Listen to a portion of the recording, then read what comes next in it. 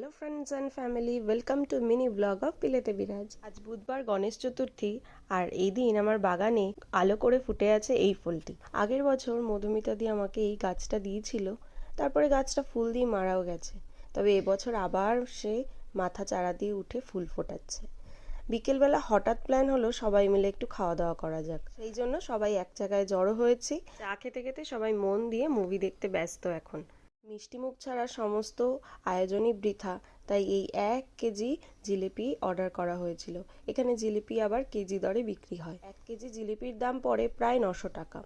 ওদিকে আবার রাজেশ শুধু আলুর চচ্চড়িতে হবে না, তাই আবার নিজের জন্য এবং বাকিদের জন্য অল্প করে আলু ভাজাও করছে। সবাই লুচি আলু ভাজার বড় ভক্ত। আমি অতটা পছন্দ না করলেও বাকিদের জন্য এবং নিজের জন্য রাজ বানাচ্ছে আলু ভাজা। বাকি সবার জন্য বানানো হলো সাদা আলুর তরকারি। এটাও রাজই বানিয়েছিল, তবে শুরুর দিকটা আমি একটু নেড়ে চেড়ে দিয়েছিলাম। এরপর খাবার আগে গরম গরম লুচির সাথে আমাদের ভুরিভোজের আয়োজন শেষ হলো। আমি এদিকে বেলছিলাম আর শ্বেতা ভেজে দিচ্ছিল। একটা মুভি কমপ্লিট করে আবার সবাই সেকেন্ড মুভিতে চলে গেছে, আর গরম গরম লুচি ভাজা হচ্ছে, সাথে সাথে পরিবেশনও করে দেওয়া হয়েছে। বড়দের খাওয়ার পরে আমরা ছোটরা প্লেট সাজিয়ে নিলাম।